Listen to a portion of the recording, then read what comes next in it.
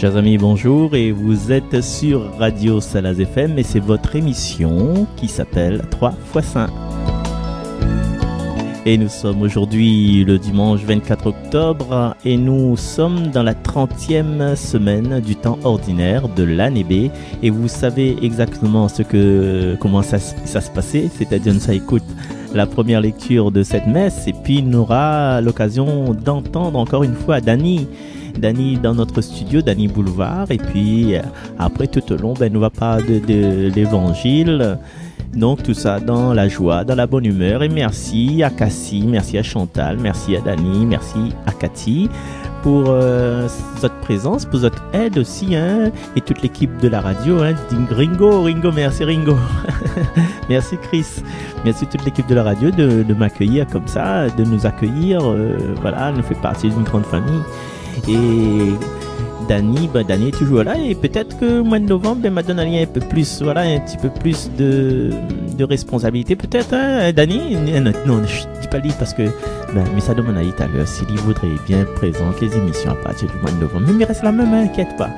Donc, comme tous les dimanches, on a cette habitude de goûter à l'esthétisme du son de l'orgue de la cathédrale de Notre-Dame de Paris avec la première lecture, et aujourd'hui ne déroge pas à cette habitude que nous l'a pris en attendant le retour triomphal du groupe de jeunes parce que Banay prépare Azot et m'y annonce Azot déjà que le dimanche 31 à l'église de Salazie, dimanche prochain, le groupe de jeunes animera la messe. Alors renseignez-vous et ce sera une belle fête, une excellente fête, mais malheureusement il ne pourra pas être là, mais il sera là avec le cœur, avec la joie, avec ma présence spirituelle. Et dans cette présence spirituelle nous projette à nous dans l'église, la cathédrale de Notre-Dame de Paris, pour écouter ce passage du livre du prophète Jérémie. Allez, on y va.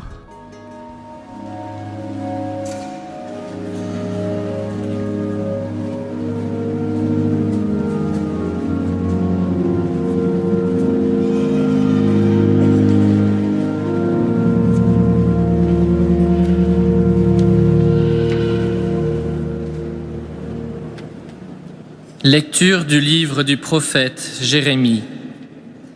Ainsi parle le Seigneur. Poussez des cris de joie pour Jacob, acclamez la première des nations. Faites résonner vos louanges et criez tous, Seigneur, sauve ton peuple, le reste d'Israël. Voici que je les fais revenir du pays du Nord, que je les rassemble des confins de la terre. Parmi eux, tous ensemble, l'aveugle et le boiteux, la femme enceinte et la jeune accouchée. C'est une grande assemblée qui revient. Ils avancent dans les pleurs et les supplications. Je les mène, je les conduis vers les cours d'eau, par un droit chemin où ils ne trébucheront pas. Car je suis un père pour Israël, Éphraïm est mon fils aîné. Parole du Seigneur.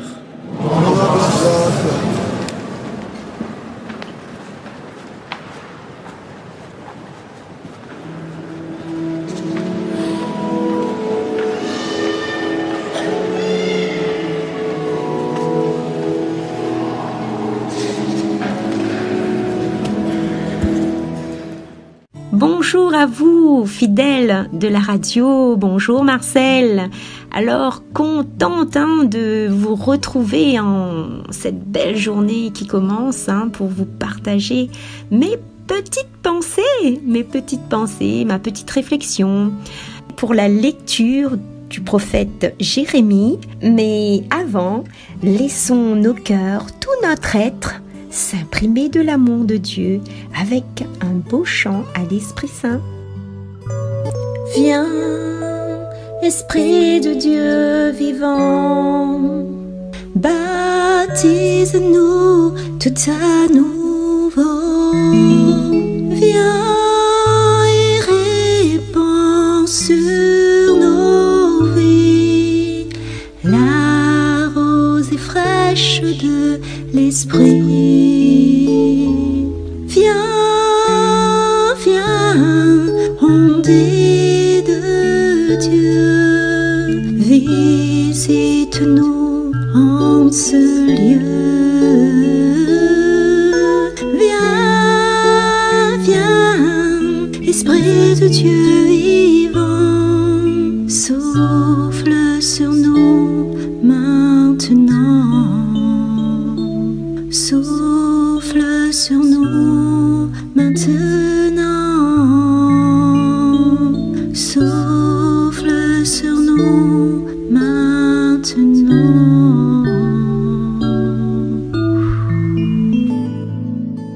Alors cette première lecture, Jérémie ne doute pas de Dieu.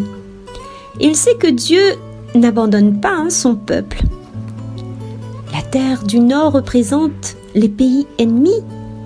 C'est Dieu qui fera revenir au pays les Israélites, même les moins aptes à entreprendre un tel voyage. S'y trouvant parmi eux l'aveugle, le boiteux, la femme enceinte et la jeune accouchée, Dieu ne choisit pas, quel que soit l'état de la personne ou la condition. Il veut la libération pour chacun d'eux, pas seulement les croyants du peuple Israël, non, mais pour nous toutes qui sommes derrière notre poste de radio, d'ordinateur, de téléphone, etc. La libération pour tout le monde. Cet acte qui nous rend libres, une personne prisonnière de mettre en liberté. Alors dans le texte, ces personnes de capacité réduite, de par leur physique, ne peuvent pas rivaliser avec les autres. Et pourtant Dieu, Dieu il est là pour eux.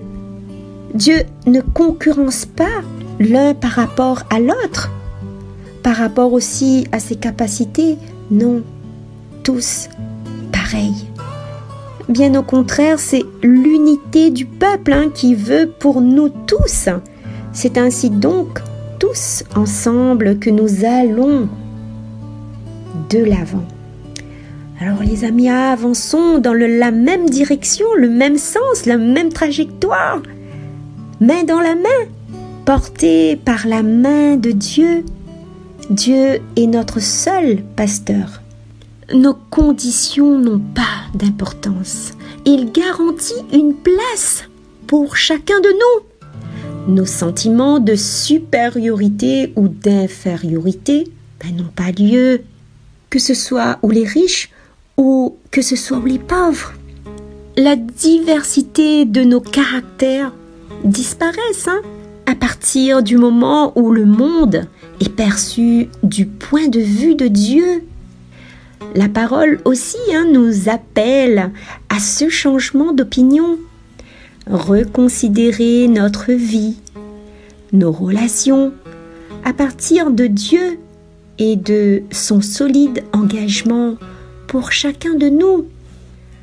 Quand avons-nous appelé Dieu avec confiance? Quand avons-nous appelé Dieu avec confiance? Alors demande, ose de faire. Réjouissons-nous les amis en poussant aussi des cris de joie, comme dire comment ne pas te louer, comment ne pas te louer, comment ne pas te louer, Seigneur Jésus, comment acclame-le. Faites résonner vos louanges à chaque minute qui passe dans vos maisons partout. Louez-le en invoquant son nom, criez haut et fort qu'il est notre Sauveur, notre Libérateur, qu'il nous guérit de tout ce qui entrave à nos vies.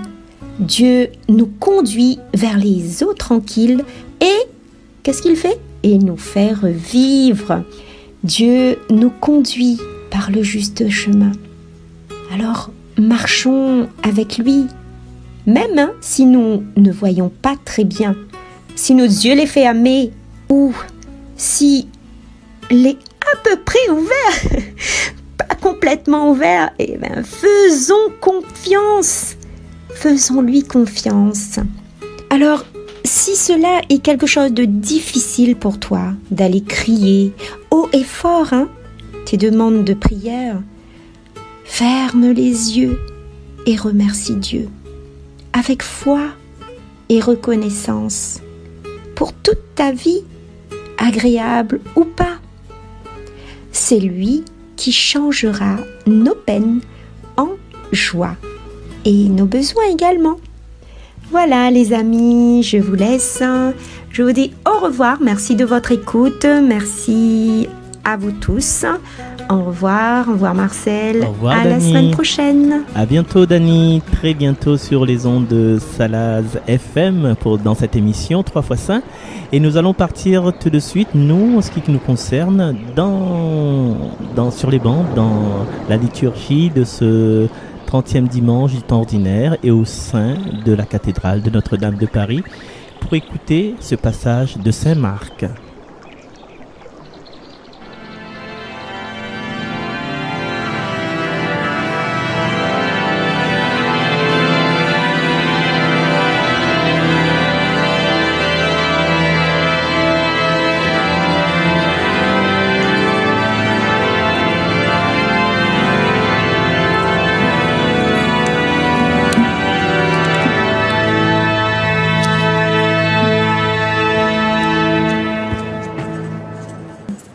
Le Seigneur soit avec vous. Et avec votre esprit. Évangile de Jésus-Christ selon saint Marc. Gloire à toi, Seigneur.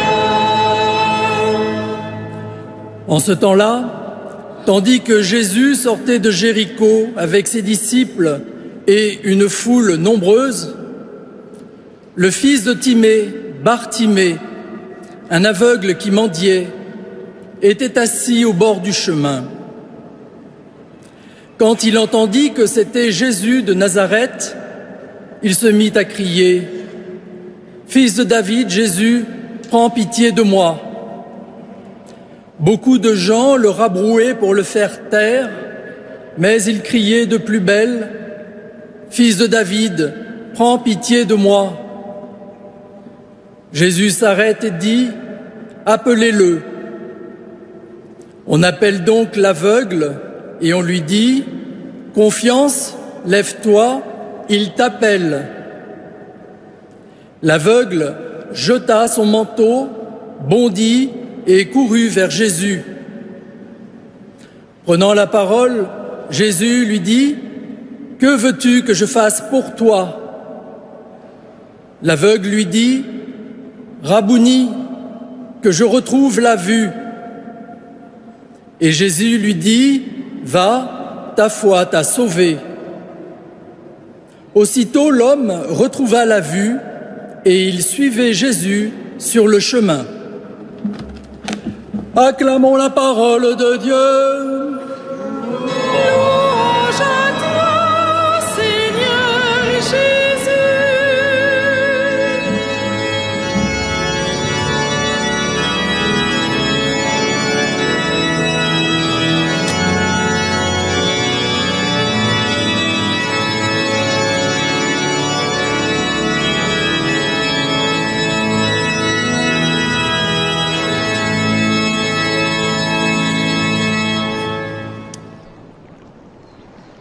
Ce passage de l'évangile d'aujourd'hui que Saint Marc y propose à nous, en fait, il ressemble carrément à un reportage détail par détail. Et déjà, nous peut poser à nous la question dans des autres signes de Saint Marc, des autres miracles de Saint Marc, est-ce que le nom de la personne qu'elle a été sollicitée, le nom de la personne qu'elle a changé, qu'elle a eu, comment dire, la grâce de guérison, est-ce que les noms de ces personnes-là l'a été rapporté? Eh bien, chers amis, allez regarder. Non, il n'y a que cette personne-là, Bartimée. Il veut dire que cette histoire-là la délivre le message, en fait, la touche la personne qui a écrit ce livre-là. Selon Saint Marc, il ne veut pas dire que Saint Marc l'a écrit, il veut dire que peut-être avait une autre personne que l'écoute Saint Marc elle a écrit. Donc, pour montrer l'importance de ce personnage, l'importance de cette histoire, Bartimée, fils de Timée. Et il connaît encore sa descendance. Et Timée, en fait, il vient du grec, je crois, hein, il veut dire glorieux, voilà, dans ce titre-là. Hein. Et fils, Bar veut dire fils, Barnabé, fils du prophète par exemple. Et en fait, elle avait la famille, à un moment donné, la famille en haut, les aïeux, les ancêtres de Bartimée, c'était des personnes peut-être qui avaient beaucoup d'opulence, avaient une place forte dans la société. Et aujourd'hui, ben, la descendance, là, ben, au fil des temps, au fil des histoires, au fil de tout ça, eh bien, il y a sorte de la gloire, il y a sorte du prestige, cette famille-là est arrivée à en mendier dans le bon chemin. Et si nous suivons bien l'étape, là, il ressemble un peu à l'étape de notre vie. C'est-à-dire que nous les aveugles, des fois, et nous mendient, et nous assises. Nous assises pas au milieu, nous assises au bord du chemin. Au bord du chemin de notre vie, nous dit que voilà, nous veut plus la peine, nous a fait tellement de trucs dans notre vie, peut-être nous les proies à des malédictions, et là nous fait plus l'effort, de mettre à nous au milieu de la route, mais là, en fait, à la rencontre de Jésus, il entend que c'est Jésus, ben, il crie quoi. Et des fois, notre prière doit être des prières de cri, crier vers le Seigneur, parce que Jésus crie. Eli, lama sabachthani, Jésus crie. Mais à nous, pourquoi ne crierez pas vers Jésus? Des fois, nous là, on dit ah non, ben c'est pas pour moi ça, laisse tomber, m'a fini mon vie comme ça, d'un milieu médiocre, avec peu de choses, avec peu d'espérance. Mais non, Bartimée, déjà, aveugle, mendier, il est assise, mais quand Jésus arrive, ben, c'est son espoir, quoi. Ben, non, crier, c'est le moment. Et beaucoup de personnes autour, ils disent non, il rabrouali, c'est-à-dire décourage, il dit non, ferme votre bouche. Mais quand il dit, plus il dit ferme son bouche, plus il crie. Et des fois, de monde qui dit à nous, quand nous à Jésus, quand nous veut crier Jésus, nous avons dit tous les fous que vous arrivez, que ça veut dire danse dans l'église, que ça veut dire battre de la main, que ça veut dire jouer comme jouer jazz dans l'église. Pourquoi ou les trop. Mais non, c'est entre moi. Mais dis-moi par exemple, hein, entre moi et Jésus. C'est pas entre moi avec tous les hommes. Des fois, moi, tous les hommes, ils gardent si ben garde à moi, alors ils fait mon signe de croix. Mais non, quand nous passons devant le cimetière, quand nous passons devant l'église, nous gardons pas si nous avons de monotone nous pour faire un signe de croix. Normalement, non. Mais pour crier à Jésus, non, nous crions, nous ça va assises devant le tabernacle parce que nous avons notre histoire, nous avons notre blessure, nous avons notre problème, nous avons notre vie intime cachée que personne ne connaît pas, nous avons notre peine intérieure. Et pourquoi ne savons pas crier vers Jésus quand nous entendons les autres dire ah ou les fous, fais pas ça, ça l'a interdit par l'église. Non, ah ou Jésus, c'est ça qui compte.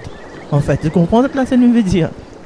Et même si les autres ils disent, ils crient de plus belle. Et Jésus, quand nous crie de plus belle, que ça lui fait? Il arrête, il écoute à nous, il dit ça fait crier à nous, il fait appel à nous. Il y a une phrase importante de on, ne sais pas que c'est dit, hein, peut-être un des disciples, peut-être un des apôtres, peut-être une personne qui est là, que ça lui dit. Et sache cette phrase-là, il doit dire avec nous, il doit résonner dans notre cœur à chaque instant que nous crions vers lui. Confiance. Lève-toi. Il t'appelle.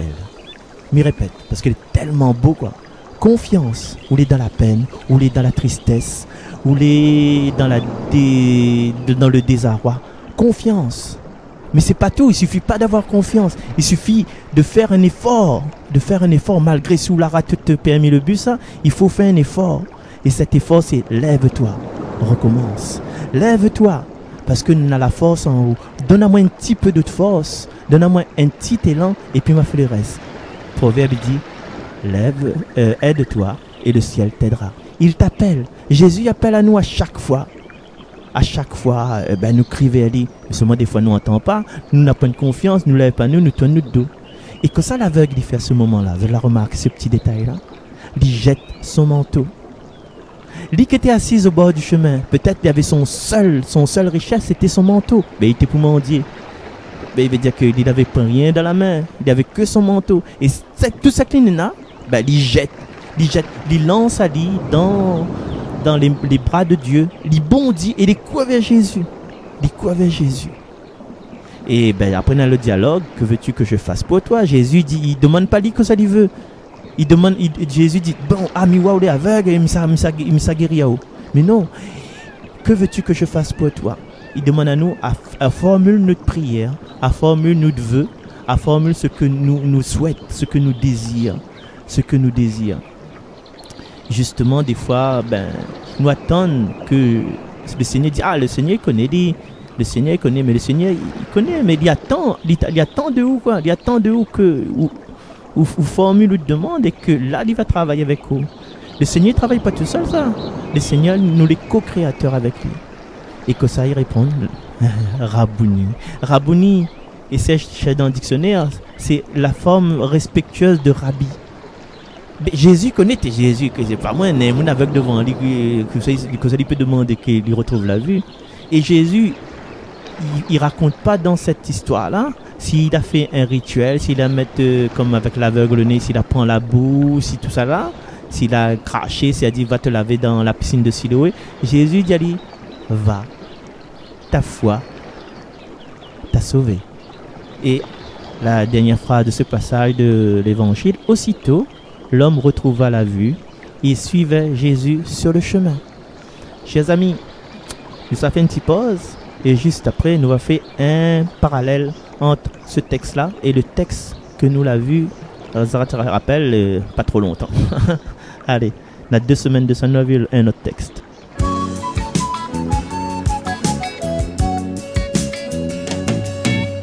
Ne voyez-vous pas ces infirmes qui marchent? Ne voyez-vous pas ces lépreux guéris?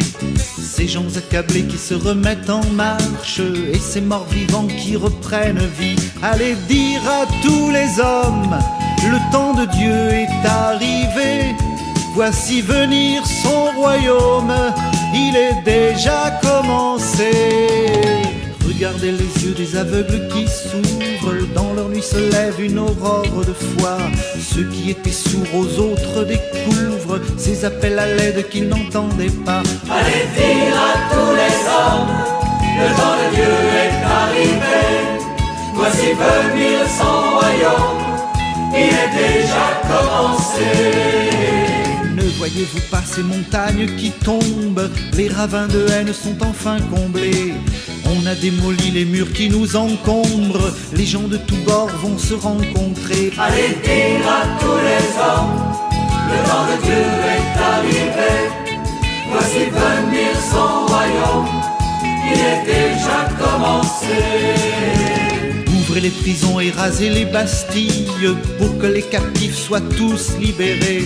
Drogues et alcool passent derrière les grilles et nos chaînes d'or il faut les donner. Allez dire à tous les hommes, le temps de Dieu est arrivé.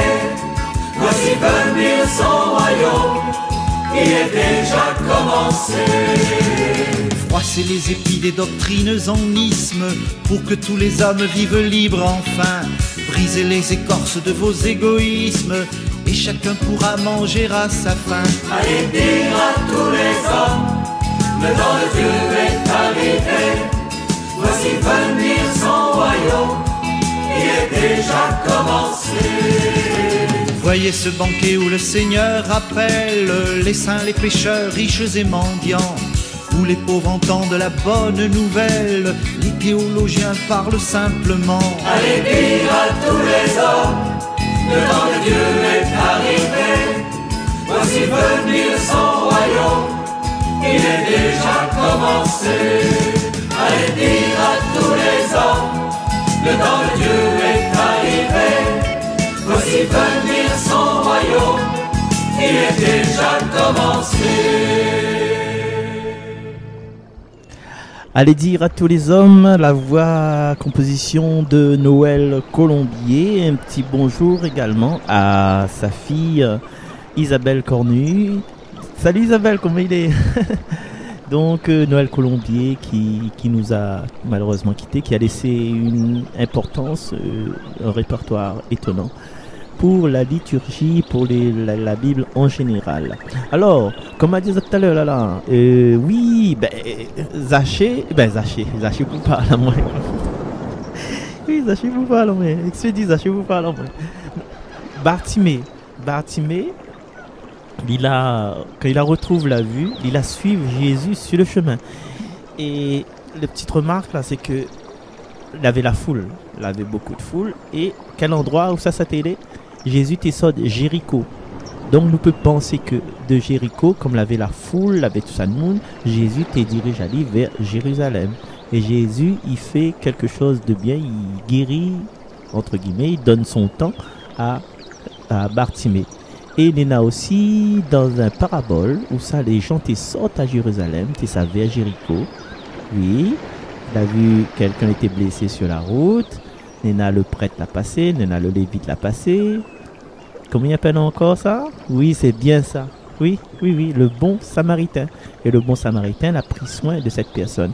Et le bon samaritain, tu sautes à Jérusalem, tu ça vers Jéricho. C'est-à-dire, tu sautes de la ville sainte, où ça avait l'amour, où ça te parle d'amour, ça te parle de fraternité. Et dit, ça va vers Jéricho, vers sa vie, la vie normale. Et quand nous savons la vie normale, des fois, nous oublions que ça allait se passer avant. Nous oublions notre état d'homme saint. Et là, Jésus, il sort de Jéricho, ça va à Jérusalem. Mais son état d'homme saint, il précède la ville sainte, en fait. Et à chaque fois que nous avons une intention d'aller vers une ville sainte, il faut nous les déjà préparer à ça. Et justement, Jésus détruit la mort, il fait resplendir la vie par l'évangile. Et la personne dont je te veux parler à autres, c'est l'autre. Le jeune homme riche, tu te rappelles? Il y a 15 jours de ça. Le jeune homme riche, il avait manteau, il avait de grands biens, disait-il. Il avait de grands biens, il savait comment vivre et il a détourné la vie de Jésus. Parce que Jésus l'a dit, il vend, il donne tout ce que tu as aux pauvres, un trésor sera dans le ciel, et suis-moi. Et le jeune homme riche, là, refuse de suivre Jésus. Et là, Bartimée, même s'il a pu son manteau, il ne parle plus du manteau, nous on estime qu'il laisse son manteau là même, parce qu'il trouve quelque chose de plus merveilleux que son manteau. Il trouve la vue, il trouve la vie, et il colle à Jésus. Chers amis, quelquefois dans notre vie, je reprends un peu ce que m'a dit tout à l'heure là, nous les assaillis par le destin, nous les perturbés par ce que arrive à nous dans notre vie, la vie de nos bons ancêtres aussi, notre descendance, notre famille, notre entourage, et nous rendent dans une espèce de vagabondage, de mendicité, de marginalisation. Et quand Jésus passe dans notre vie, c'est le moment où il faut crier. Et Jésus, c'est qui notre Jésus aujourd'hui? C'est un événement, c'est une personne, c'est un groupe de personnes, c'est une décision qui mûrit au fond de notre cœur. La chanson te dit bien, le royaume est parmi nous. Et parmi nous, pas forcément parmi la foule, mais à l'intérieur de nous-mêmes aussi, tu vois. Ce Jésus, ce royaume, cette envie de vivre, cette envie d'amour, cette envie de triompher, cette envie de réussir, cette envie de succès, il est enfui au fond de nous-mêmes. Et nous avons un effort à faire. Et cet effort à faire, des fois, les entourages, ils disent nous non, on ne mérite pas d'être guéri. Et des fois, l'entourage, c'est pas loin, c'est pas un monde extérieur. Des fois, c'est à l'intérieur de nous-mêmes. C'est à l'intérieur de nous-mêmes, nous pèse le poids et le contre. À nous-mêmes, humainement, nous pèse le poids et le contre. Dire, non, nous ne mérite pas, nous ne mérite plus. Nous ne mérite pas tout ça, nous ne mérite pas d'être bien. Mais Jésus, il veut les hommes et les femmes heureuses, les hommes heureux et les femmes heureuses. S'il a créé le monde, s'il a créé Aoula, c'est pour accomplir une mission à sa place. C'est que où est le bras de Dieu, nous l'est le bras de Dieu, nous l'est ses outils. Et si à nous-mêmes nous estimons que il ne vaut pas la peine de vivre, mais ça met en dépression, mais ça a boire caché, ou bien me fait plus plaisir aux autres, mais toi dans moi le dos à ma famille, à la société, mais ça donne un petit coin, mais fait plus rien, mais reste là, mais attend comme il dit un monde comme on a entendu sur radio, mais attend quand il tombe, et puis ça il arrive, l'ambulance arrive, il ramasse mon corps. Mais non, à nos démailles là-dedans quoi. À nos démailles là-dedans. Et aujourd'hui, peut-être, c'est Jésus qui crie à l'intérieur de notre cœur aujourd'hui. À l'instant, ça m'y parle à autres. C'est peut-être Jésus qui dit confiance, lève-toi, m'y appelle à haut. Alors, chers amis, prenons le temps, toute cette semaine, de dire que le Seigneur y aime à moi, mais là pas pour tomber, mais il doit être un exemple pour les gens autour de moi, un exemple de courage, de force. Et il doit faire un effort. Et mon effort, c'est quoi? Je reprends ces trois interjections. Mon premier effort, c'est d'avoir confiance au Seigneur. De dire, non, le Seigneur il a fait à moi. Là, aujourd'hui, le 24 octobre 2021, c'est pour faire quelque chose. Que je sois jeune, que je sois vieux, que je sois aveugle, que je sois mendiant, que je sois riche, que je sois beau. Ben oui, je sais que je suis bon. Le Seigneur demande à nous d'avoir confiance en lui. Et des fois, nous mettre à nous des freins nous-mêmes. Nous allons avoir confiance en lui, point barre à la ligne. C'est lui qui appelle à nous. Nous l'a crié à lui, il l'a arrêté, il a donné cette chance d'arrêter. Nous l'a crié à lui à l'intérieur de prier à sourde. Et là, nous prenons conscience aujourd'hui que là, il est en train d'arrêter dans nos cœurs. Il est en train de demander à nous quoi nous veut. Ben, nous faire cet effort de lève à nous, de mettre à nous debout et d'aller vers lui et de nous laisser conduire parce que nous les animons. Toute cette semaine, il m'invite à nous, justement, à mettre à nous en confiance devant le Seigneur, à faire des efforts et à avoir cette foi indicible, cette foi sans condition. Et c'est cette foi que va sauver à nous. Et puis, que ça nous fait, nous suivre Jésus sur le chemin. Vous êtes d'accord avec ça? C'est bon d'avoir ça alors. Allez, à bientôt et merci de votre attention. Bye bye. Marcel, ça. Merci tout le monde. À bientôt.